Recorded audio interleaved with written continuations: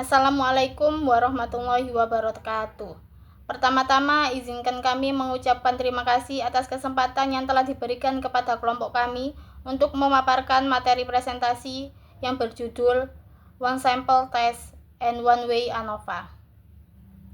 Dan juga kami mengucapkan terima kasih kepada Bapak Ari Subagio selaku dosen statistika bisnis. Dan juga sebelumnya perkenalkan, nama saya Nadia Asmaul Husna dengan akhiran NIM 1172 dan rekan saya Dela Yusi Arina Hidayat dengan akhiran NIM 1026 dan Firdaisa Azahra dengan akhiran NIM 1110 dan Jansea Klarafika dengan akhiran NIM 1224. Di presentasi kali ini kita akan membahas 6 topik. Yang pertama, latar belakang. Yang kedua, membandingkan rata-rata dari dua populasi terkait. Yang ketiga, membandingkan proporsi dua populasi independen. Yang keempat, uji V untuk rasio dua variansi. Yang kelima, one way ANOVA, dan terakhir adalah kesimpulan.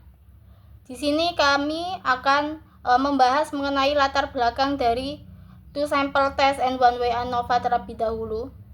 Jadi, dalam analisis data bisnis seringkali diperlukan perbandingan antara dua atau lebih kelompok data untuk melihat apakah terdapat perbedaan yang signifikan. Misalnya, membandingkan rata-rata penjualan dua cabang toko atau efektivitas tiga metode proporsi yang berbeda. Nah, hal ini membahas metode statistik untuk menjawab pertanyaan seperti ini melalui uji dua sampel, baik independen maupun berpasangan, uji perbedaan proporsi, uji perbedaan varians, dan ANOVA satu arah. Penggunaan teknik ini membantu pengambilan keputusan berbasis data secara lebih tepat dan juga objektif. Lalu pada slide yang pertama kita akan membahas bagaimana membandingkan dua rata-rata tetapi dalam konteks populasi yang saling terkait. Artinya, kita tidak sedang membandingkan dua kelompok yang berbeda secara cocok atau secara acak, melainkan dua data yang memiliki hubungan atau keterkaitan satu sama lain. Nah, populasi terkait terjadi ketika dua set data saling berhubungan, biasanya berbentuk pasangan data. Contohnya bisa berupa pengukuran sebelum dan sesudah suatu perlakuan pada orang yang sama, atau perbandingan harga dari dua toko terhadap produk yang sama. Di sini kita tidak fokus pada nilai tunggal, tetapi pada selisih antara pasangan datanya. Jadi secara umum ada dua bentuk utama populasi terkait. Pertama, pengukuran berulang terhadap item yang sama. Kedua, pasangan data yang dicocokkan, misalnya dua toko yang menjual barang yang sama. Nah, contohnya seperti jika kita mengukur harga sebuah produk di dua toko berbeda, tetapi produk yang mereknya sama, maka kita bisa anggap datanya saling terkait. Kita membandingkan harga dari produk yang sama, bukan dari produk yang berbeda. Atau misalnya, jika kita mengukur tekanan darah pasien sebelum dan sesudah diberi obat, maka untuk itu juga termasuk data perpasangan atau data terkait. Fokus kita adalah pada perubahan atau selisih nilainya. Nah, di slide selanjutnya kita akan membahas hal-hal yang penting yang perlu diperhatikan sebelum melakukan uji T berpasangan, serta apa keunggulan dibandingkan uji lainnya. Kita ada beberapa asumsi utama yang harus dipenuhi dalam uji T berpasangan. Jadi yang pertama, data dalam setiap pasangan harus saling berkaitan, artinya setiap titik data punya pasangan logisnya. Yang kedua, selisih antara pasangan harus berdistribusi normal, terutama jika ukuran sampel kecil. Yang ketiga, sampel harus diambil secara acak agar hasilnya bisa digeneralisasi. Keunggulan uji T berpasangan. Nah, uji T berpasangan itu sangat berguna karena mampu mengurangi variasibilitas antar individu, karena kita membandingkan pasangan data yang sama, hasilnya juga lebih sensitif dan lebih akurat. Itulah mengapa uji ini lebih efisien daripada uji dua sampel independen, terutama dalam desain eksperimen seperti sebelum dan sesudah perlakuan. Contoh penerapannya bisa kita lihat dalam pengujian efektif, pelatihan perubahan perilaku konsumen, atau evaluasi dampak suatu intervensi medis. Jadi, jika asumsi tidak terpenuhi, kalau ternyata data kita tidak memenuhi asumsi distribusi normal, Nah, kita bisa menggunakan alternatif non-parametik seperti uji Wilcoxon-Signen-Rank. Lalu selanjutnya, kapan sih uji T berpasangan ini digunakan dalam konsep manajemen? Nah, uji T sangat relevan jika kita mengetahui efek dari suatu tindakan atau perubahan terhadap hal yang sama di waktu yang berbeda. Contohnya, kita bisa gunakan uji T berpasangan untuk mengukur efektivitas pelatihan manajemen. Misalnya lagi, apakah ada peningkatan kompetensi setelah karyawan mengikuti pelatihan dibandingkan sebelumnya. Dan juga contoh yang lain, kita juga bisa menilai kinerja karyawan sebelum dan sesudah diberikan insentif atau motivasi tambahan. Dan juga apakah insentif tersebut benar-benar berdampak positif. Nanti kita lihat secara lebih lanjut. Nah, contoh yang ketiga uji ini juga cocok untuk menganalisis kepuasan pelanggan, misalnya sebelum dan sesudah dilakukan perubahan strategi layanan. Jadi intinya, selama kita membandingkan dua kondisi dari objek yang sama, baik itu orang atau tim atau unit bisnis, uji T berpasangan bisa menjadi alat statistik yang sangat berguna. Begitu. Lalu slide selanjutnya, kenapa sih kita perlu menggunakan perbandingan populasi terkait dalam manajemen? Jadi dalam dunia manajemen, kita sering dihadapkan pada situasi di mana ingin mengevaluasi apakah suatu kebijakan atau intervensi benar-benar memberikan dampak, misalnya setelah pelatihan, perubahan sistem kerjanya, atau pemberian insentif.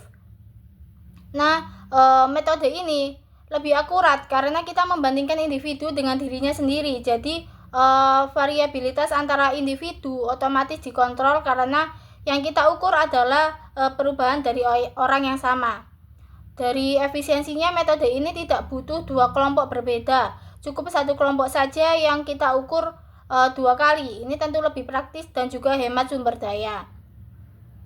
Nah, ini tuh juga cocok untuk before afternya. Jadi pendekatan ini sangat ideal untuk desain before after, misalnya sebelum dan sesudah pelatihan atau strategi yang baru saja diterapkan. Jadi intinya, perbandingan populasi terkait ini tuh memberikan pendekatan yang lebih sensitif, efisien, dan sesuai untuk mengambil keputusan manajerial yang berbasis data. Selanjutnya akan dijelaskan oleh rekan saya. Membandingkan proporsi dua populasi independen. Uji Z untuk perbedaan antara dua proporsi. Materi uji Z untuk perbedaan antara dua proporsi membahas tentang cara membandingkan dua proporsi dari dua kelompok yang berbeda, misalnya dua sampel atau dua populasi. Tujuan utama dari uji ini adalah untuk mengetahui apakah perbedaan proporsi antara dua kelompok tersebut terjadi secara signifikan atau hanya kebetulan. Dalam konteks statistik, proporsi biasanya menggambarkan bagian dari satu kelompok yang memiliki karakteristik tertentu, seperti jumlah orang yang memilih satu produk, yang mendaftar, yang menyukai sesuatu, dan sebagainya.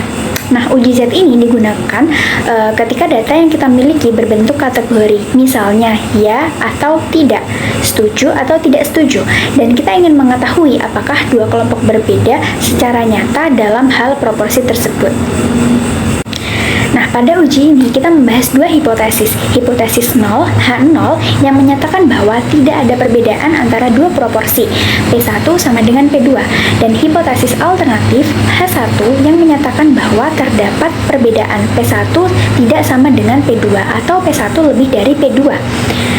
Atau P1 kurang dari P2, tergantung dengan tujuan dari pengujiannya. Nah, uji Z menghitung selisih proporsi dua sampel dan membandingkannya terhadap standar error gabungan untuk menentukan apakah selisih itu cukup besar secara statistik. Jika nilai Z yang dihitung melebihi nilai kritis dan distribusi normal, maka hipotesis 0 ditolak dan disimpulkan bahwa memang ada perbedaan proporsi antara dua kelompok. Uji ini sangat berguna dalam berbagai bidang seperti pemasaran, survei opini, eksperimen desain, dan penelitian sosial untuk mengambil keputusan berdasarkan data. Nah, kita bisa lihat pada gambar tersebut menjelaskan penerapan uji Z untuk perbedaan antara dua proporsi dalam konteks eksperimen desain halaman pendaftaran. Kurva di bagian atas menunjukkan distribusi normal standar dengan nilai Z di sumbu horizontal.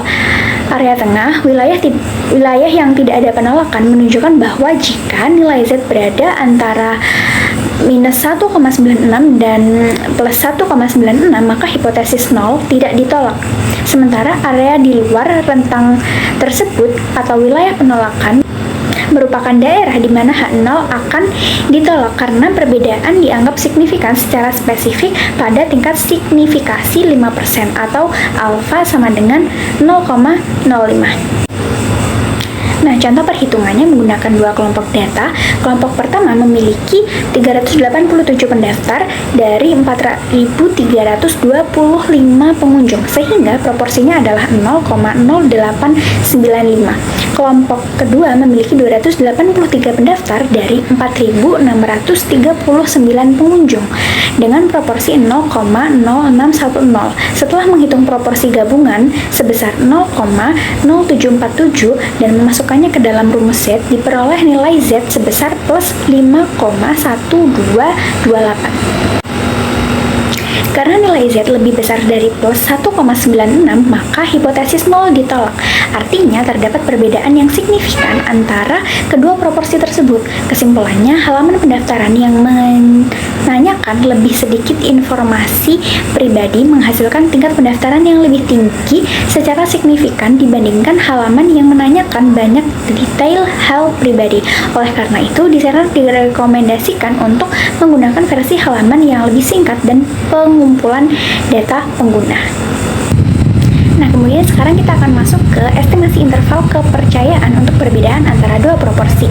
Gambar tersebut menjelaskan tentang estimasi interval kepercayaan untuk perbedaan antara dua proporsi populasi. Artinya, selain menggunakan uji Z untuk menguji apakah terdapat perbedaan yang signifikan, kita juga bisa menghitung rentang atau interval di mana perbedaan proporsi tersebut kemungkinan besar berada dengan tingkat keyakinan tertentu, misalnya 95%.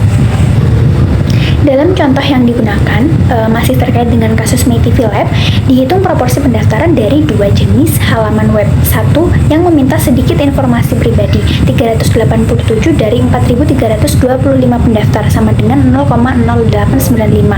Dan satu lagi yang meminta banyak informasi pribadi, 283 dari 4.639 pendaftar sama dengan 0,0610. Kemudian digunakan rumus interval kepercayaan, persamaan 10,6 untuk menghitung seberapa jauh selisih proporsi tersebut bisa dipercaya dalam populasi secara umum. Nah, setelah dihitung, diperoleh bahwa selisih proporsi antara dua halaman tersebut adalah sekitar 0,0285 atau 2,85%. Namun, yang lebih penting, diperoleh interval kepercayaan 95%, yaitu antara 0,0175 hingga 0,0394. Artinya, dengan tingkat keyakinan 95%, kita bisa menyatakan bahwa perbedaan proporsi sebenarnya di populasi ada dalam rentang 1,75% sampai 3,94%. Nah, kesimpulannya, karena seluruh interval berada di atas 0, kita bisa percaya bahwa halaman dengan pertanyaan lebih sedikit menghasilkan lebih banyak pendaftar. Dan perbedaan ini bukan karena kebetulan, tetapi memang signifikan. Oleh karena itu, desainer disarankan menggunakan halaman dengan pertanyaan pribadi yang lebih sedikit untuk mendorong lebih banyak orang mendaftar. Pengertian uji F untuk rasio dua variansi adalah suatu metode statistik yang digunakan untuk membandingkan variansi, tingkat keragaman atau penyebaran data dari dua populasi yang independen. Tujuannya yaitu menguji apakah dua kelompok data memiliki variansi keragaman yang sama, digunakan untuk menilai konsistensi atau stabilitas hasil antar dua proses atau strategi bisnis, menentukan jenis uji T yang tepat, pooled vs separate variance, membantu manajer memilih alternatif yang lebih cepat dan dapat diprediksi serta rendah resiko, menyediakan dasar objektif untuk pengambilan keputusan berbasis data. Mengapa variansi penting dalam bisnis? Yang pertama yaitu mengukur konsistensi, variasi rendah sama dengan hasilnya juga stabil. Menilai resiko, variasi tinggi, hasilnya tidak pasti. Evaluasi kinerja lebih akurat, tidak cukup dilihat dari rata-rata. Pengambilan keputusan lebih bijak yaitu memilih strategi yang lebih andal. Perencanaan yang lebih realistis yaitu variansi bantu prediksi rentang hasil. Untuk kelemahannya yaitu sangat sensitif terhadap asumsi normalitas. Jika data tidak berdistribusi normal, hasil uji bisa menyesatkan. Yang kedua yaitu tidak tahan terhadap outlier. Nilai ekstrim dapat memengaruhi variansi dan membuat UJF tidak akurat. Yang ketiga yaitu hanya membandingkan dua variansi sekaligus, yaitu tidak bisa digunakan langsung untuk lebih dari dua kelompok. Yang keempat yaitu distribusi F tidak simetris, interpretasi lebih rumit dibandingkan distribusi normal atau T. Kapan UJF untuk rasio dua variansi digunakan? Yaitu saat ingin membandingkan kestabilan dua proses atau strategi. Contohnya menilai apakah dua metode produksi memiliki variasi hasil yang sama. Yang kedua yaitu sebelum melakukan uji T2 sampel, yaitu untuk menentukan apakah variansi kedua kelompok dianggap sama atau tidak, sehingga bisa memilih pooled variance t-test, yaitu jika variansinya sama, separate variance t-test, yaitu jika variansinya berbeda. Yaitu yang ketiga, ketika variansi dianggap relevan untuk pengambilan keputusan. Misalnya memilih cabang yang lebih stabil penjualannya, bukan hanya rata-rata yang lebih tinggi. Yang keempat yaitu dalam analisis risiko bisnis, digunakan untuk mengevaluasi seberapa besar fluktuasi hasil dari dua unit usaha yang berbeda. Implikasi UJF untuk rasio dua variansi. Yang pertama yaitu pemilihan metode statistik yang tepat. Hasil UJF menentukan apakah dua kelompok memiliki variansi yang sama, yang berpengaruh pada pilihan metode analisis selanjutnya, misal jenis UJT yang digunakan. Yang kedua yaitu evaluasi stabilitas proses atau strategi. Jika variansi berbeda secara signifikan, manajer dapat menyimpulkan bahwa salah satu proses atau strategi lebih fluktuatif atau kurang dapat diprediksi. Yang ketiga yaitu pengelolaan risiko yang lebih baik. Variansi tinggi menunjukkan ketidakpastian yang perlu diantisipasi, misalnya dengan menyesuaikan anggaran, sumber daya, atau pengawasan yang lebih ketat. Yang keempat, dasar untuk pengambilan keputusan yang berbasis data. UJF memberikan justifikasi kuantitatif dalam membandingkan dua alternatif, tidak hanya berdasarkan intuisi ataupun asumsi. Yang kelima, peningkatan efisiensi operasional. Dengan memilih proses yang lebih stabil, perusahaan dapat mengurangi pemborosan, meningkatkan konsistensi output, dan memaksimalkan kepuasan pelanggan. One-way ANOVA adalah metode statistik yang digunakan untuk membandingkan rata-rata dari 3 atau lebih kelompok sampel yang diambil dari populasi berbeda. Tujuannya adalah untuk mengetahui apakah ada perbedaan yang signifikan antara rata-rata kelompok tersebut. Metode ini sangat berguna saat data dibagi ke dalam beberapa kelompok berdasarkan satu faktor, misalnya lokasi toko, jenis promosi, atau metode penjualan yang ingin diketahui apakah faktor tersebut mempengaruhi hasil. Tujuannya yaitu yang pertama, untuk mengetahui apakah setidaknya satu kelompok memiliki rata-rata yang berbeda secara signifikan dibandingkan yang lain. Yang kedua, untuk menghindari kesalahan dalam pengambilan keputusan yang mungkin terjadi jika hanya menggunakan UJT berulang kali antar setiap pasangan kelompok. Dalam one-way ANOVA, total variasi data dibagi menjadi dua, yaitu yang pertama variasi antar kelompok atau SSA, dan yang kedua variasi dalam kelompok atau SSB. Mengapa one-way ANOVA penting dalam bisnis? Yang pertama, pengambilan keputusan yang lebih akurat. Dalam manajemen bisnis, pengambilan keputusan tidak boleh hanya berdasarkan intuisi. One-way ANOVA membantu manajer menguji apakah satu faktor tertentu berdampak signifikan terhadap hasil bisnis. Contohnya, apakah lokasi toko mempengaruhi penjualan produk, dan apakah jenis proporsi mempengaruhi minat beli konsumen. Dengan ANOVA, manajer dapat membuat keputusannya berdasarkan bukti statistik. Dan yang kedua, evaluasi strategi bisnis. Nah, One Way ANOVA bisa digunakan untuk mengevaluasi efektivitas berbagai strategi bisnis, misalnya menganalisis apakah 3 metode pelatihan karyawan memberikan hasil kinerja yang berbeda. Nah, yang kedua, menilai apakah 3 jenis bonus berbeda berdampak pada tingkat produktivitas karyawan. Jika hasil ANOVA menunjukkan perbedaan yang signifikan, maka strategi bisa disesuaikan dengan hasil yang terbaik. Untuk kesimpulannya, two sample test digunakan untuk membandingkan dua kelompok independen guna mengetahui apakah terdapat perbedaan rata-rata signifikan di antara keduanya. Contohnya adalah independent test untuk data berdistribusi normal dan Mann-Whitney test untuk data non-parametrik. Uji ini berguna saat hanya ada dua kelompok yang dibandingkan, seperti membandingkan hasil belajar dua kelas dengan metode berbeda. Sementara itu, One Way ANOVA digunakan untuk membandingkan rata-rata dari 3 kelompok atau lebih secara bersamaan. ANOVA menguji apakah ada perbedaan signifikan antar kelompok, dan jika hasilnya signifikan dilanjutkan dengan uji post-hoc seperti Turki untuk mengetahui kelompok mana yang berbeda. Keduanya juga sama penting dalam riset dan pengambilan keputusan berbasis data. Sekian dari kelompok kami, mohon maaf bila ada salah kata. Terima kasih.